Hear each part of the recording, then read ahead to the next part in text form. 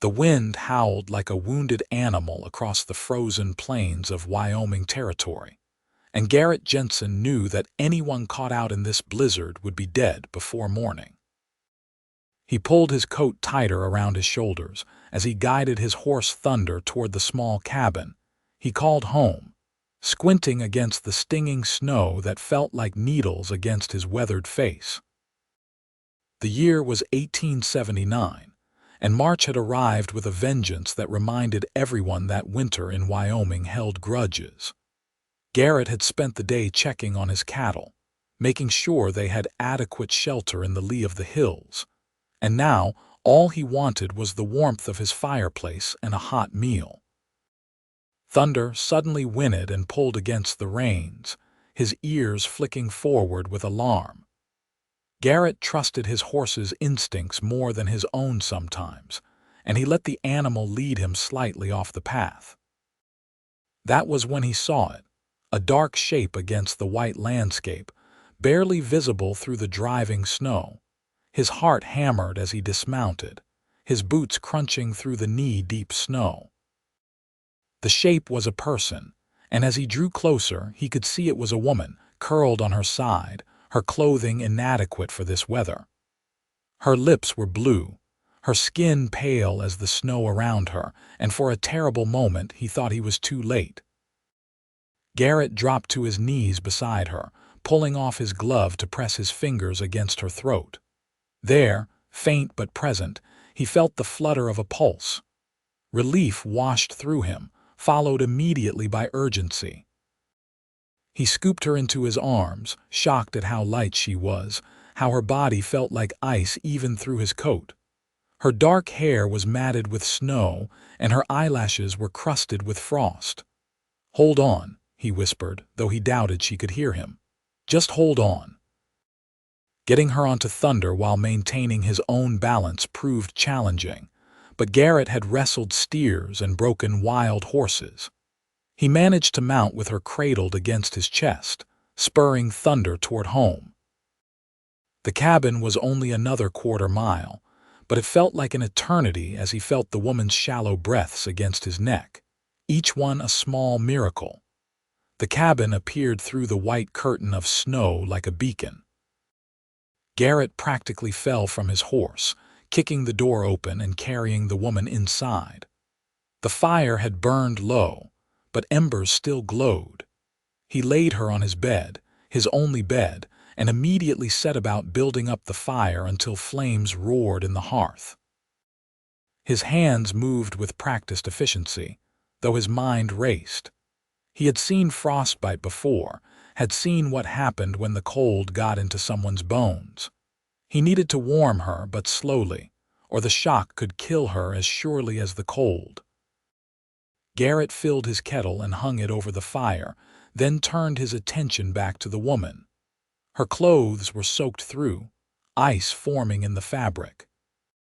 He hesitated for only a moment before beginning to remove them, keeping his eyes averted as much as possible, focusing on the task at hand rather than any impropriety.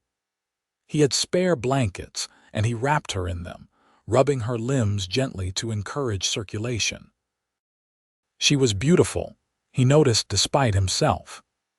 Even with her face pale and drawn, even with her lips that terrible shade of blue, he could see the fine features, the elegant curve of her jaw. She looked young, perhaps in her early 20s, and he wondered what circumstances had led her to be out in this storm. The kettle began to steam, and Garrett made a weak tea, something to warm her from the inside once she could drink. He sat beside the bed, watching her breathe, monitoring the slight improvement in her color as the warmth of the cabin worked its magic. Hours passed. Garrett tended the fire, changed into dry clothes himself, and prepared a thin broth. Outside, the storm raged with unabated fury, wind screaming around the cabin's corners. He was grateful for the solid construction, for the chinked logs that kept out the worst of the cold. It was near midnight when her eyes finally opened. They were remarkable eyes, a deep brown that reminded him of rich earth, and they focused on him with confusion and fear. She tried to sit up, and he gently pressed her back down. "Easy," he said, his voice rough from hours of silence. "You are safe. You were caught in the storm. I found you." Her lips moved, but no sound came out. He reached for the tea, now lukewarm, and lifted her head enough to bring the cup to her lips. She drank in small sips, her eyes never leaving his face. "Thank you," she finally whispered, her voice hoarse. "I thought I was dead." "You nearly were," Garrett said honestly. "What were you doing out there?" Her eyes filled with tears, and she turned her face away. "The wagon I was traveling in lost a wheel. The driver, he went for help and told me to wait, but he never came back. When the storm got worse, I tried to find shelter. I must have walked in circles." Garrett felt a surge of anger at the driver who had abandoned her, but he kept his voice calm. "Well, you are here now. What is your name?" "Olivia," she said softly. "Olivia Edwards." "Garrett Jensen," he replied. "This is my cabin. You are welcome to stay until the storm passes and you are well enough to travel." "I have nowhere to go," Olivia said, and a tear slipped down her cheek. "I was traveling to meet my intended, but I do not even know if I am in the right territory anymore." "You are in Wyoming territory," Garrett told her. "About 15 miles outside of a settlement called Riverside." "Where were you headed?" "Montana," she said, and his heart sank. She had been going in the wrong direction entirely. "Rest now," he said, standing. "We can figure things out when you are stronger." He made himself a bedroll by the fire, giving her the privacy of the bed. As he lay there, listening to the storm and her soft breathing, Garrett wondered what he had gotten himself into. He was a solitary man by nature, had been ever since he had left his family's farm in Ohio 5 years ago to make his own way in the West. He had built this cabin with his own hands, had started a small herd, and had been content with his own company. Now there was a woman in his bed, a beautiful woman who needed his help, and he felt something stirring in his chest that he had not felt in a very long time. The storm lasted 3 more days. During that time, Garrett tended to Olivia with a care that surprised him. He made her soup and tea, helped her sit up when she was strong enough, and watched as color slowly returned to her cheeks. Her fingers and toes had been frostbitten, but not severely, and he treated them with a salve an old trapper had taught him to make from pine resin and bear grease. Olivia, for her part, seemed embarrassed by her dependence on him. She apologized constantly until he finally told her to stop. "You did not ask to be caught in a blizzard," he said, perhaps more gruffly than he intended. "And I would be a poor excuse for a man if I had left you out there." "Still," she said, "you have been so kind, I will repay you somehow." "There is no debt," Garrett insisted, but she shook her head, determination in her eyes. "There is always a debt. You saved my life." As she grew stronger, they began to talk more. Garrett learned that Olivia had been traveling from St. Louis, where she had lived with her aunt after her parents died of fever.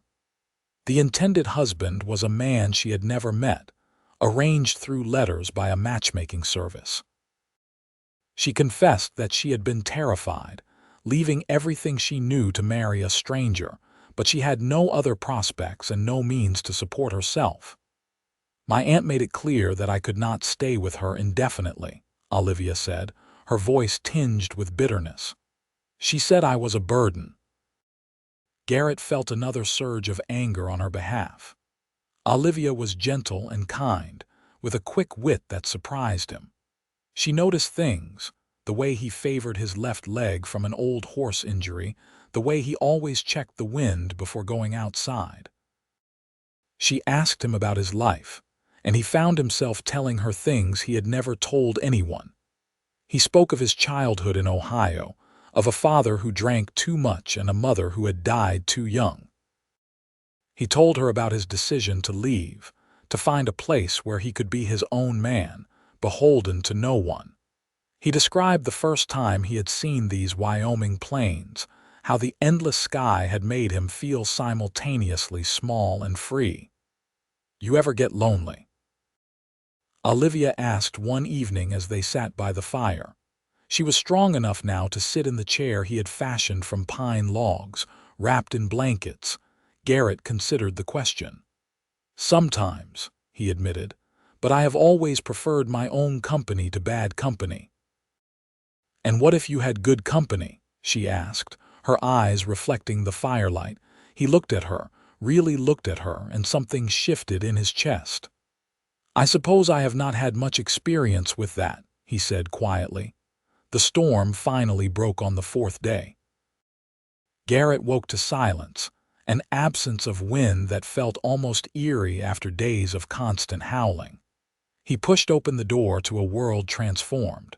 Snow lay in deep drifts, covering everything in pristine white. The sky was a brilliant blue, so clear it almost hurt to look at. "It is beautiful," Olivia said from behind him, and he turned to see her standing there, still wrapped in blankets but steady on her feet. "It is," he agreed, "but it will make travel difficult. The passes will be blocked for weeks." He saw the understanding dawn in her eyes, followed by something else, something he could not quite read. "I suppose I am your guest for a while longer then," she said. "I suppose you are," Garrett replied, and he was surprised to find that the prospect did not displease him at all. The days that followed fell into a rhythm.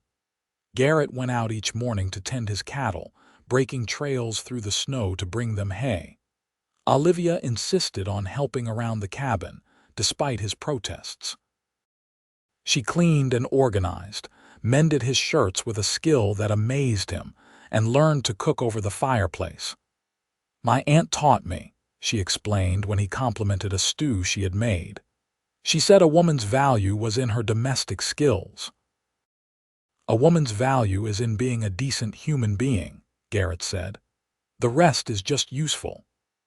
Olivia smiled at that, a real smile that lit up her whole face, and Garrett felt his heart do something strange in his chest. They talked for hours each evening, sitting by the fire as the temperature dropped outside. Olivia told him about the books she loved to read, about her dream of someday having a garden full of flowers.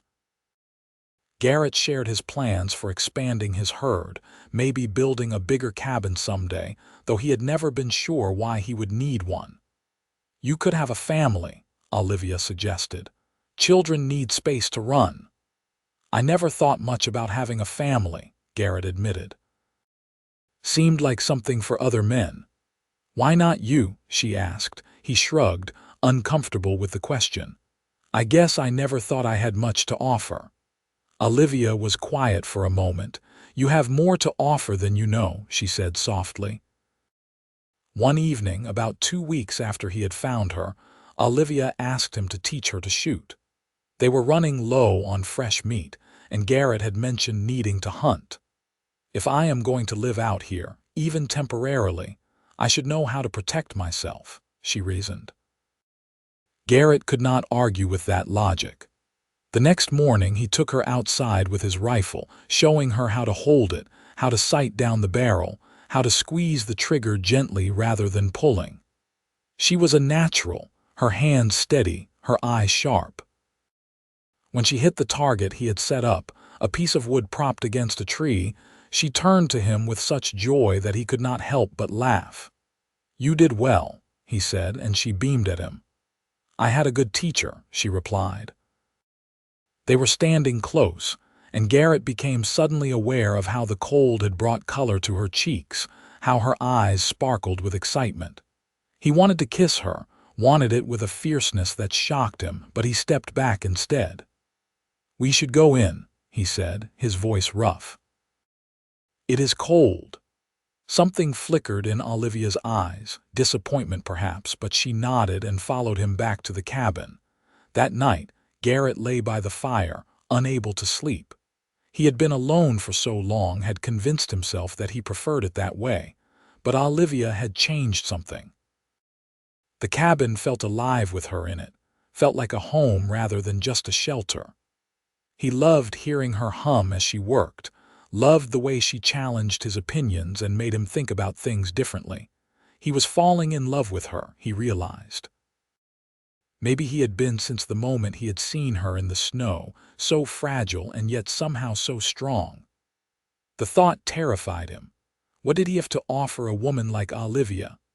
A rough cabin in the middle of nowhere, a small herd of cattle, a life of hard work and isolation. She deserved better, deserved someone who could give her the comfort she had known in St. Louis.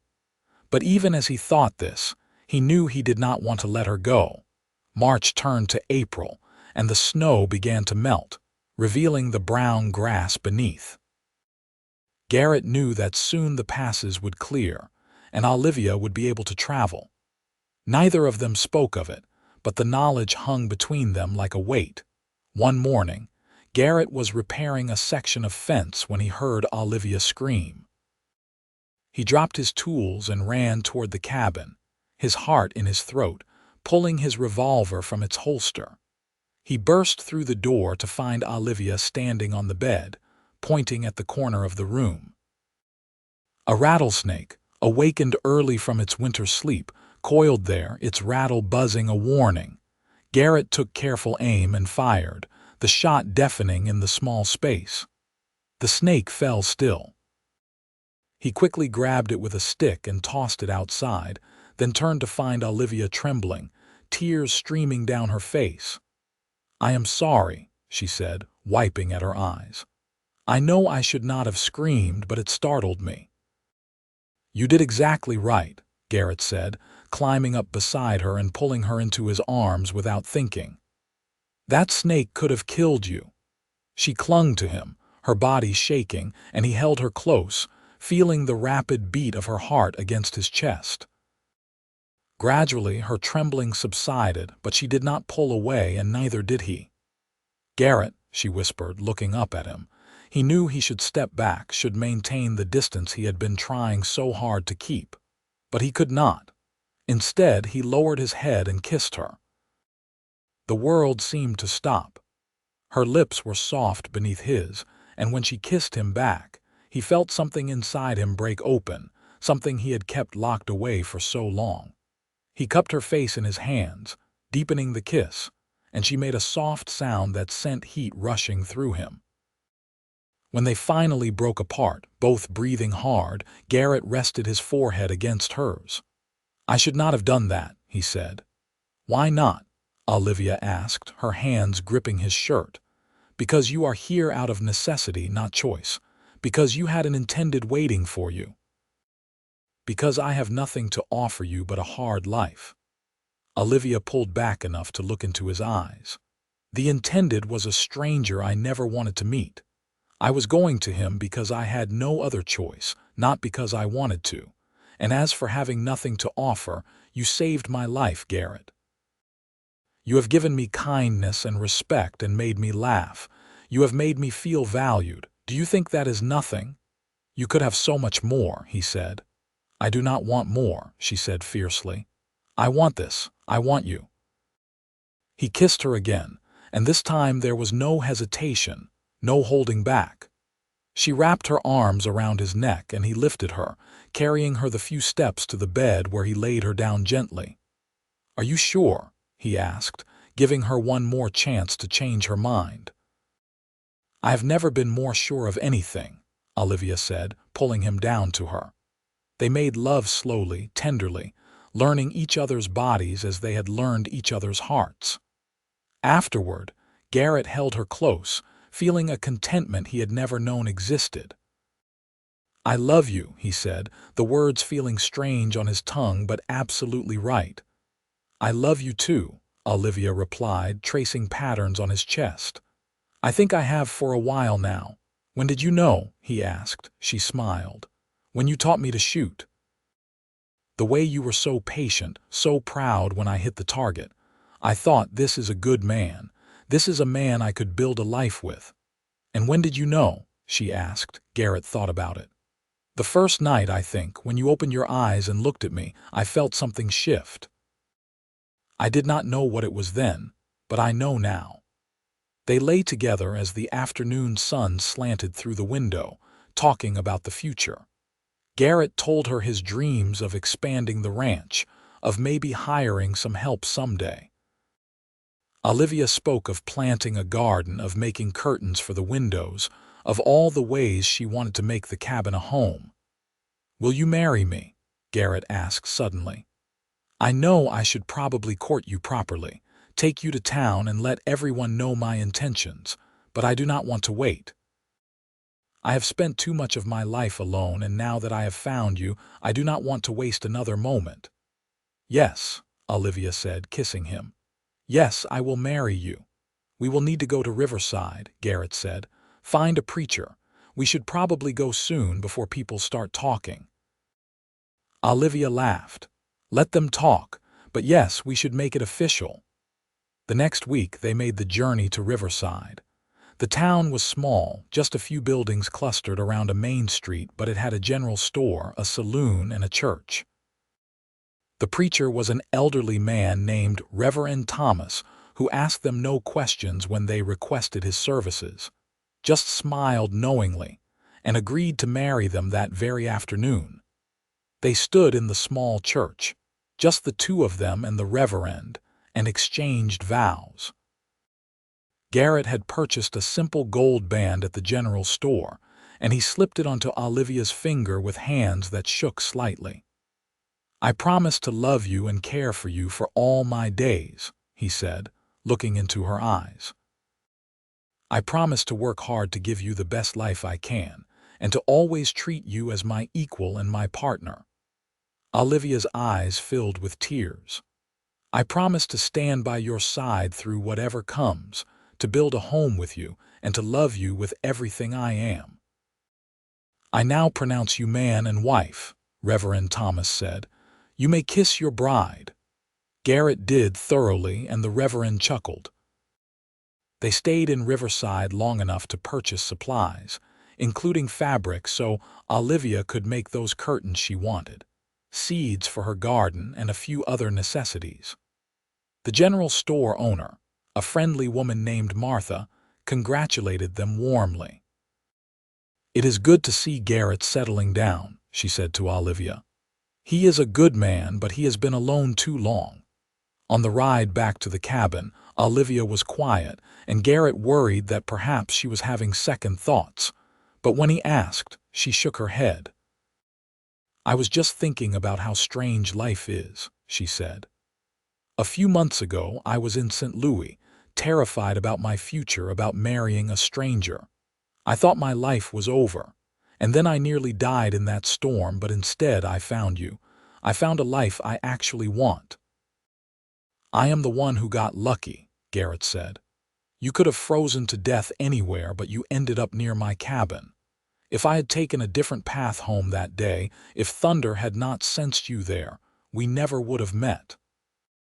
"Then I am grateful for storms and good horses," Olivia said with a smile. Their first year of marriage was not easy, but it was good. Garrett worked from dawn to dusk, and Olivia worked just as hard.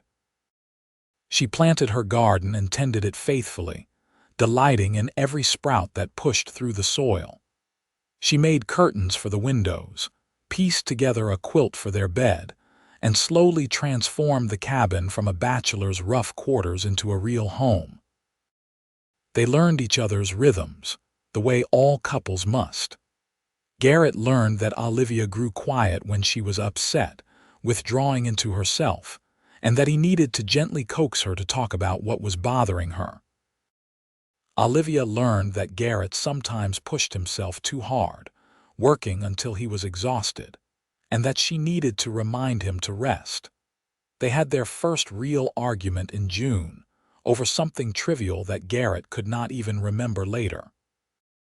What he did remember was the way Olivia had stood up to him, not backing down, making her point clearly and firmly.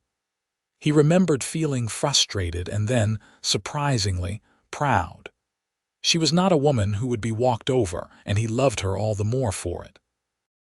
They made up in bed that night, as they often did, and afterward, Olivia laid her head on his chest and said, "We are going to fight sometimes. It is inevitable. But we have to promise to always be honest with each other, to always work through it." "I promise," Garrett said, kissing her hair. Summer brought its own challenges. A drought settled over the territory, and Garrett worried about water for the cattle. He spent long days riding to a creek several miles away, hauling water back in barrels. Olivia helped without complaint, even though he could see the work exhausted her. "You should rest more," he told her one evening, noticing how tired she looked. "I am fine," she insisted, but a few days later she was sick in the mornings, and Garrett knew. "You are with child," he said, wonder in his voice. Olivia nodded, looking uncertain. "Are you happy?" "Happy." Garrett pulled her into his arms. "I am terrified and thrilled and amazed all at once. A baby, our baby." He became even more protective after that, trying to keep her from the heavier work, but Olivia would not hear of it. "Women have babies all the time while doing their regular work," she said. "I am not made of glass." Still, Garrett did what he could to make things easier for her. He hired a young man from Riverside named Tommy to help with the cattle, paying him with beef since he had little cash to spare. Tommy was only 19, eager to learn ranching, and he proved to be a good worker. As Olivia's pregnancy progressed, Garrett found himself watching her constantly, marveling at the changes in her body, at the life growing inside her. He would place his hand on her belly and feel the baby move, and it never failed to fill him with awe. "What do you hope for?" Olivia asked one night. "A boy or a girl, healthy," Garrett said firmly. "That is all I hope for." "Boy or girl does not matter, as long as you both come through this safely." Martha from the general store had agreed to act as midwife when the time came. And as Olivia's due date approached in late February, Garrett found himself making frequent trips to town to check in with her, to make sure she would be available. "Stop worrying," Martha told him on one such visit. "First babies usually take their time. You will have plenty of warning." But when Olivia's pain started, they came fast and hard. Garrett sent Tommy racing to town for Martha while he stayed with Olivia, holding her hand, feeling helpless as she labored. Martha arrived in time, taking charge with the calm efficiency of a woman who had delivered dozens of babies. She shooed Garrett out of the bedroom, but he could hear Olivia's cries, and each one felt like a knife in his heart. "Is she supposed to sound like that?" he asked through the door. "She is having a baby," Martha called back. "It is not a quiet process. Now stop hovering and boil more water." It seemed like forever, but it was actually only a few hours before Garrett heard a new sound, a baby's cry, strong and lusty. He stood frozen, afraid to hope, until Martha opened the door, her face wreathed in smiles. "You have a son," she said. "And Olivia is fine. Come meet your boy." Garrett entered the room to find Olivia propped up in bed, exhausted but glowing, holding a tiny bundle. He approached slowly, almost reverently, and looked down at his son. The baby had a shock of dark hair and a red, wrinkled face, and he was the most beautiful thing Garrett had ever seen, except for his mother. "He is perfect," Garrett whispered, touching one tiny hand. The baby's fingers curled around his, and he felt his throat tighten with emotion. "What should we name him?" Olivia asked. They had discussed names before, but now, looking at his son, Garrett said, "What about Gabriel? It means God is my strength." "I think we will need strength to raise him right." "Garrett Jensen," Olivia said, trying it out. "I like it. Hello, Gabriel. Welcome to the world." Garrett leaned down and kissed them both, his wife and his son, his family, and felt a completeness he had never imagined possible. The years that followed were full and rich. Gabriel grew into a sturdy, curious boy who followed his father everywhere. Garrett taught him to ride almost as soon as he could walk, and the sight of his small son on a gentle mare never failed to make his heart swell with pride. 2 years after Gabriel, Olivia gave birth to twin girls, whom they named Grace and Gloria. The births were easier this time, and Garrett found himself outnumbered by women. He did not mind. His daughters wrapped him around their tiny fingers from day one. The ranch prospered. With Tommy's help, and later with the help of 2 other men they hired, Garrett expanded his herd significantly. They built a larger cabin, this one with separate bedrooms for the children and a proper kitchen for Olivia. She finally got her flower garden, a riot of color in the summer that drew butterflies and bees. Olivia proved to be as strong a partner in ranching as she was in everything else. She learned to keep the books, managing their finances with a sharp eye that saved them money. She also started raising chickens and selling eggs in town, adding to their income. The children grew, and the cabin was filled with laughter and noise and the beautiful chaos of family life. Gabriel, at 10 years old, was already showing signs of being a natural horseman. The twins, at 8, were inseparable, always scheming up some mischief or another. One evening, as Garrett and Olivia sat on the porch watching the children play, she leaned her head on his shoulder. "Do you ever regret it," she asked, "taking me in that night?" Garrett turned to look at her, this woman who had become the center of his world. She was older now, lines at the corners of her eyes, her hair showing a few strands of silver, but she was still the most beautiful woman he had ever seen. "Regret," he said. "Olivia, you are the best thing that ever happened to me. You and those 3 wild creatures out there, you gave me a life I never even knew I wanted." "You gave me the same," she said. "I was so scared that night in the storm. I thought I was going to die, alone and forgotten. Instead, I found you. I found home." They sat in comfortable silence, watching as Gabriel taught the girls how to rope a fence post, all 3 of them laughing when Grace's loop went wild and caught air instead. "I want another baby," Olivia said suddenly. Garrett looked at her in surprise. "Another? Are 3 not enough?" "I want 1 more," she said. "I love our family, but I feel like it is not quite complete." Garrett considered this. Money was less tight than it had been, and they had help with the ranch. Another child would be work, but when had they ever shied away from work? "If you want another baby, then we will have another baby," he said, kissing her temple.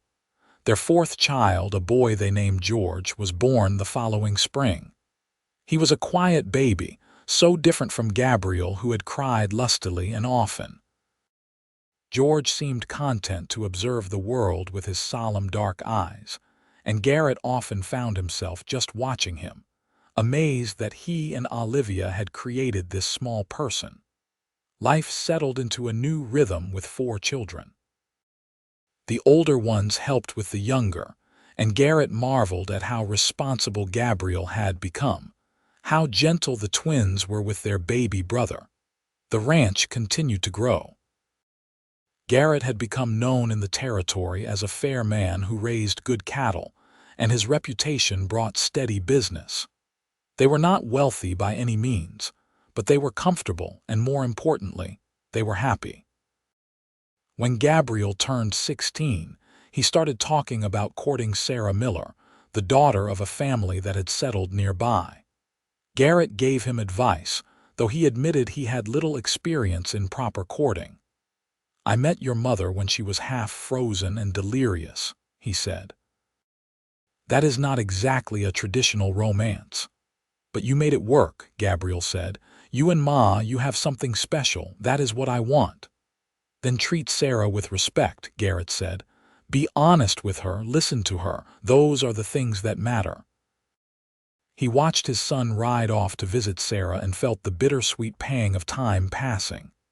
His children were growing up, would soon start lives of their own.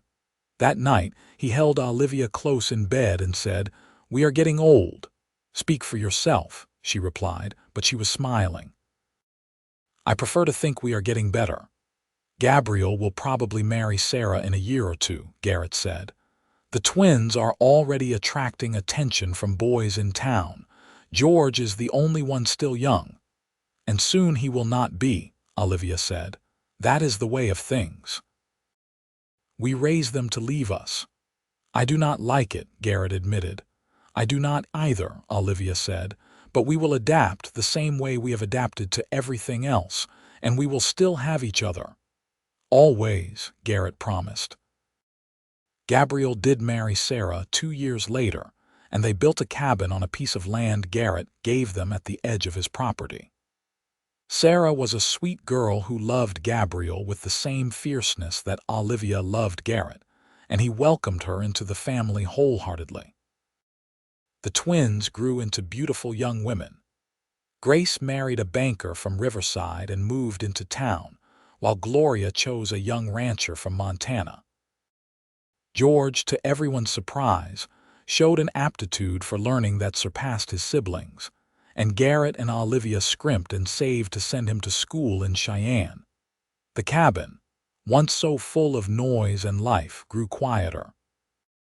Garrett and Olivia found themselves alone again, much as they had been in those early days, and they had to learn each other anew.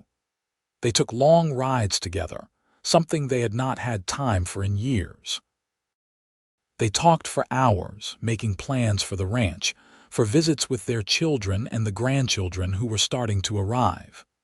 Gabriel and Sarah had 2 boys and a girl. Grace had a daughter. Gloria was expecting her first.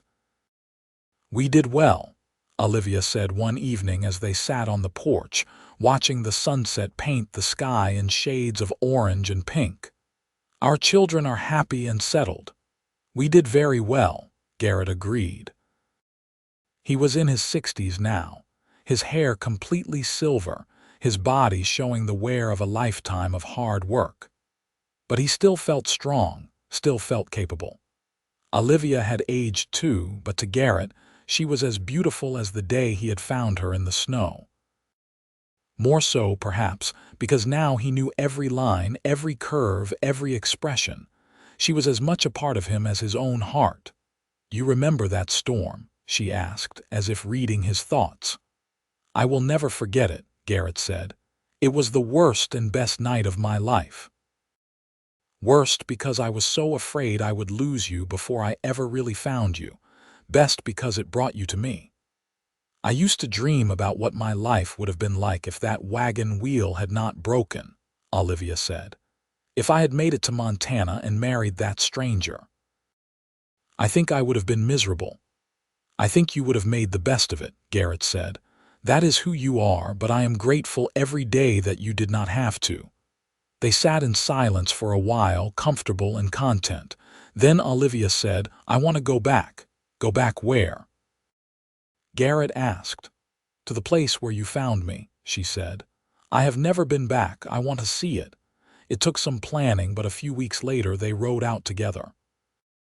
Garrett was not entirely sure he could find the exact spot after all these years, but something guided him, instinct perhaps, or memory. They stopped in a place that felt right, a small clearing near a stand of pines. "Here?" Olivia asked, dismounting. "I think so," Garrett said, joining her. "It was dark and snowing, but I remember those trees." Olivia stood there looking around. "I do not remember much," she admitted. "Just the cold, the certainty that I was going to die, and then your face when I woke up in your cabin. I remember thinking you looked like an angel." Garrett laughed. "Nobody has ever called me an angel before." "You were to me," Olivia said seriously. "You saved me, Garrett, not just from the cold, but from a life of loneliness and fear. You gave me love and family and a home. You gave me everything." "You gave me the same," Garrett said, pulling her close. "I was just existing before you. You taught me how to live." They stood there, holding each other in the place where their story had begun, and Garrett felt the circle of their life together complete. From that night of fear and desperation to this moment of peace and gratitude, they had built something beautiful. As they rode home, Garrett thought about all the years they had shared, all the challenges they had overcome. The droughts and harsh winters, the sleepless nights with sick children, the worries about money and weather and 100 other things. But also the joy, the laughter of their children, the satisfaction of work well done, the quiet moments of connection with Olivia. "I love you," he said as they approached their cabin, the home they had built together. "I love you too," Olivia replied, reaching over to squeeze his hand. "Always." The years continued to pass, measured now in grandchildren and great-grandchildren. Garrett and Olivia became the patriarch and matriarch of a sprawling family, their children and their children's children gathering for holidays and celebrations. Garrett taught his grandsons to ride and rope, passing on the skills he had learned over a lifetime. Olivia taught her granddaughters to sew and cook, but also to think for themselves, to value their own opinions and strengths. When Garrett was 70, a young reporter from a Cheyenne newspaper came to interview him as part of a series on the pioneers who had settled Wyoming territory. The reporter, an earnest young man fresh from the East, asked him what the key to success was in the West. Garrett had thought about it for a long moment, aware of Olivia sitting nearby listening. "Hard work," he said finally, "and finding the right partner. I could not have done any of it without my wife." "How did you meet?" the reporter asked, pencil poised, and Garrett told him the story about the storm and the frozen woman and how he had brought her home. The reporter wrote it all down, his eyes widening at certain parts, and a few weeks later, the article appeared in the paper, titled "A Love Born from a Blizzard." Their children brought them copies, and Olivia read it aloud one evening, laughing at some of the dramatic flourishes the reporter had added. But the core of the story was true, the heart of it unchanged. "He made us sound quite romantic," she said when she finished. "We are romantic," Garrett said, "or we were, are, I do not know the proper tense." "We are," Olivia said firmly. "Age does not change that." She was right, Garrett knew. He still felt a thrill when she smiled at him, still reached for her hand without thinking. They had grown old together, but the love had not aged, had not diminished. If anything, it had deepened, becoming richer and more complex with each passing year. They celebrated their 40th anniversary surrounded by family. Gabriel and Sarah hosted the party at their now expanded ranch. All of the children were there and the grandchildren, and even a few great-grandchildren. There was music and dancing and food and laughter. At one point, Garrett found himself standing apart from the crowd, just watching. Olivia came to join him, slipping her hand into his. "What are you thinking?" she asked. "That I am the luckiest man alive," he said. "Look at all of this. Look at what we created." "We did create it," Olivia said. "Together." Later, when the party was winding down, Gabriel stood up and called for everyone's attention. "I want to make a toast," he said, raising his glass. "To my parents who have shown all of us what love and partnership really mean. Pa, you saved Ma from that storm all those years ago, but I think she saved you right back. You two built a life together from nothing, and you gave us all an example to follow. May you have many more years together." "Hear, hear," everyone chorused, raising their glasses. Garrett looked at Olivia, saw the tears in her eyes, and raised his own glass.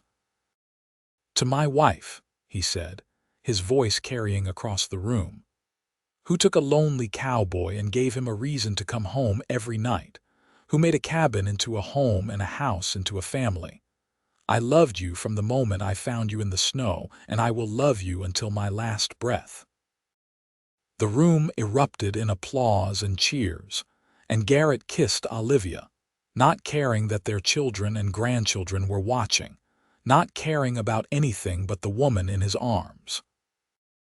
As the sun set that evening, painting the sky in brilliant colors, Garrett and Olivia stood on the porch of Gabriel's cabin, watching their family. Children chased each other across the yard while adults talked and laughed. It was everything Garrett had never known he wanted, everything he had been too afraid to dream of. "Thank you," he said to Olivia. "For what?" she asked. "For being stubborn enough to survive that storm," he said. "For choosing me. For building this life with me." "Thank you for finding me," she replied. "For not riding past, for taking me in, for loving me." They stood together as the stars began to appear one by one in the darkening sky. Somewhere in the house behind them, a baby cried and was quickly soothed. A burst of laughter rang out. Life continued, messy and beautiful and full. Garrett pulled Olivia closer, feeling the warmth of her body against his, and thought about that night so long ago when he had found her in the snow. He had thought he was rescuing her, but in truth, they had rescued each other. She had saved him from a half-life of loneliness and isolation, had given him purpose and joy and love beyond measure. "I would do it all again," he said. "Every moment, every challenge. I would do it all again just to end up here with you." "So would I," Olivia said. "Every single moment." They remained there until long after dark, until Gabriel came to gently suggest they should stay the night rather than ride home. They accepted, and that night, lying in the guest room with Olivia in his arms, Garrett felt a contentment so profound it almost hurt. He had lived a good life, he thought. A hard life at times, but a good one. He had worked with his hands, built something lasting, raised children who were making their own way in the world with honor and integrity. And through it all, he had loved and been loved by an extraordinary woman. What more could any man ask for? The seasons turned, winter to spring, spring to summer, summer to fall. Garrett moved a little slower now, his joints stiff in the mornings, but he still did his share of work around the ranch. Olivia's hands were gnarled with arthritis, but she still tended her garden, still made the best bread in the territory. They talked often about the past, remembering moments both significant and small. The first time Gabriel had called them Ma and Pa. The twins' 10th birthday party when it had rained so hard they had to move everything inside. George's graduation from school. The births of each grandchild. But they also talked about the present, about the political changes happening in the territory, about neighbors and friends, about the price of cattle and the prospects for rain. They were still engaged with life, still interested in the world around them. One autumn evening, as they sat by the fire, Olivia said, "I want you to know something." "What is that?" Garrett asked. "If I go first, I want you to be all right," she said.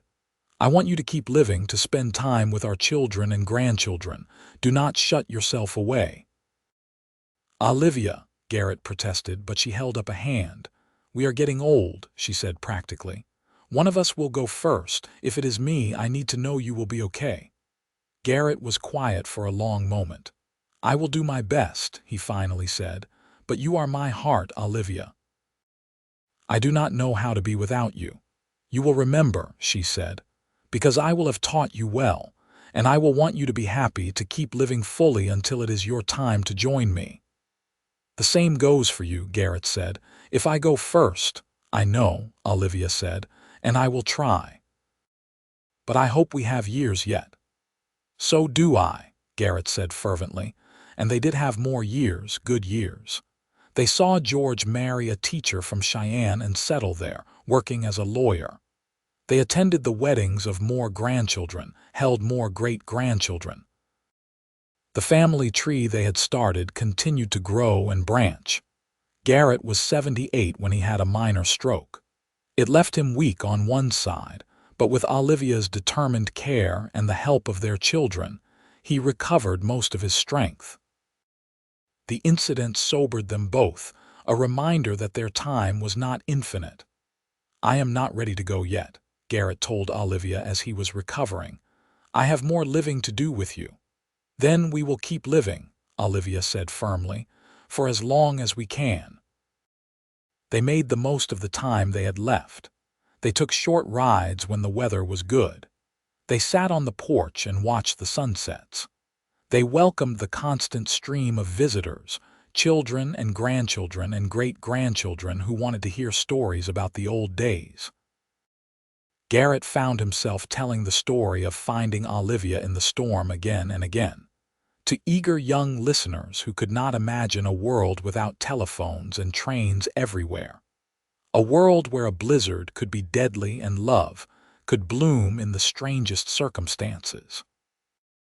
"Tell us again, great-grandpa," they would beg, and he would oblige, watching their eyes go wide at the dramatic parts, seeing them smile at the romantic parts.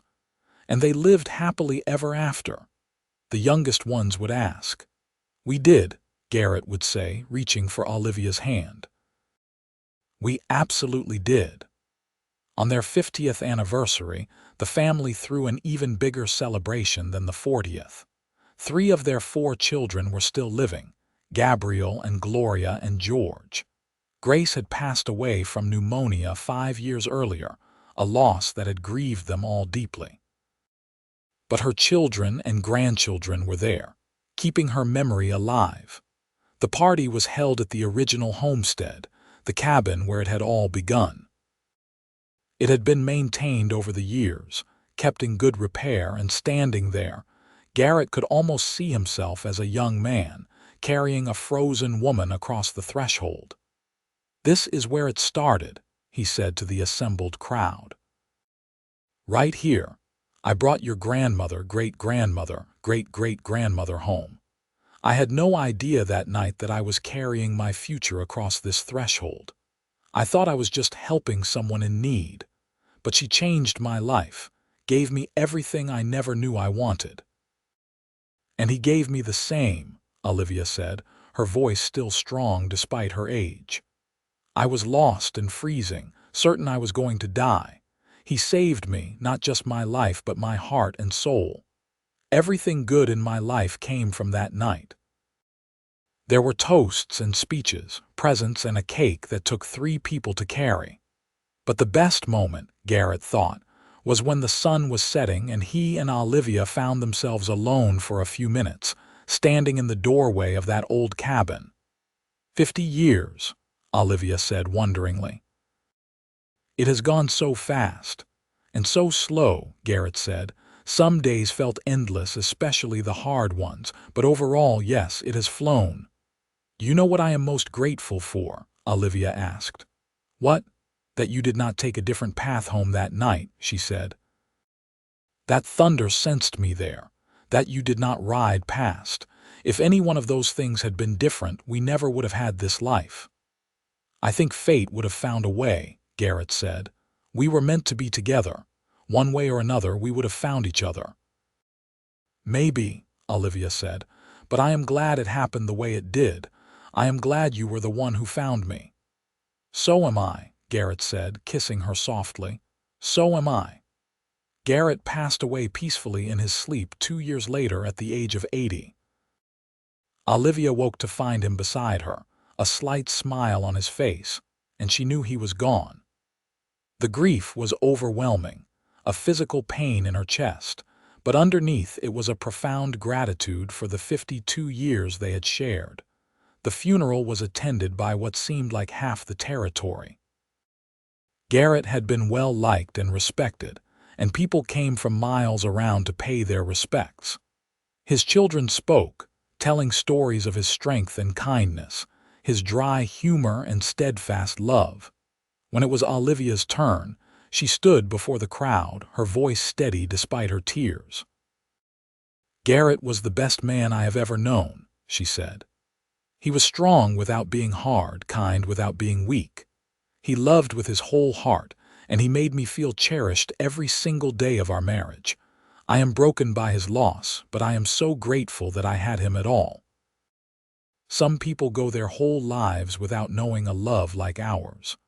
I got to live it for 52 years, and for that, I count myself blessed. As Garrett had predicted, Olivia did not shut herself away. It was hard, the hardest thing she had ever done, but she kept living. She spent time with her children and grandchildren, continued to tend her garden, continued to wake each morning and find reasons to go on. She often sat on the porch in the evenings, in the chair next to the one that had been Garrett's, and talked to him as if he were still there. She told him about the family, about the new great-great-grandchildren, about the changes in the world. "You would not believe it," she said one evening, addressing the empty chair. "They are talking about statehood for Wyoming. Can you imagine?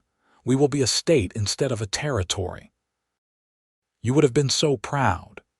The wind rustled through the trees, and Olivia smiled, imagining it was Garrett's response. She lived for 5 more years after Garrett's death, years that were hard but also full of love and family. When she finally passed away, quietly in her sleep like Garrett had, her children gathered to mourn but also to celebrate. "She missed him," Gabrielle said at her funeral. "Every day since he died, she missed him, but she kept going for us because she knew that was what he would have wanted. Now they are together again, and I like to think they are young again too, riding across the plains like they used to." They buried Olivia next to Garrett, in a small cemetery on a hill overlooking the ranch. The headstones were simple, bearing their names and the dates of their births and deaths. But below that, at Olivia's request, was carved a single line: "Two souls, one love, eternal." The story of Garrett and Olivia became a legend in the family, passed down through generations. The tale of the cowboy who found a freezing woman in a storm, and the love that grew from that desperate night, became the foundation upon which the whole family tree stood. Their descendants prospered, carrying forward the values Garrett and Olivia had instilled: hard work, integrity, kindness, and the importance of family. The ranch stayed in the family, expanding and evolving with the times but always maintaining its roots. Years later, when Wyoming did achieve statehood in 1890, Gabriel raised a glass in the cabin where his parents had lived and loved. "To Ma and Pa," he said to his siblings and their families, "who built something that will last forever." And it did last, through wars and depressions, through droughts and boom times, through all the changes that the 20th century brought. The descendants of Garrett and Olivia spread across the West and beyond, but they always remembered their roots, always told the story of how it all began. In that story, told and retold around dinner tables and campfires, Garrett was always the hero, brave and strong, who saved Olivia from the storm. But those who told it best always made sure to add that Olivia saved him right back, that their love was a mutual rescue, two lonely souls finding each other in the vastness of the Wyoming wilderness. The cabin where Garrett had carried Olivia that fateful night was preserved by the family, maintained as a monument to their love. On anniversaries and special occasions, family members would gather there, sitting in the same room where Garrett had tended to a frozen stranger and found his wife. The story became more than just family history. It was a reminder that love could be found in the most unlikely circumstances, that kindness to a stranger could change everything, that the smallest decisions could have the most profound consequences. If Garrett had ridden a different path that night, if he had not trusted Thunder's instincts, if he had decided the storm was too fierce to investigate, Olivia would have died in the snow, and none of the family that came after would have existed. But he had gone, had saved her, and in doing so had saved himself from a lonely life.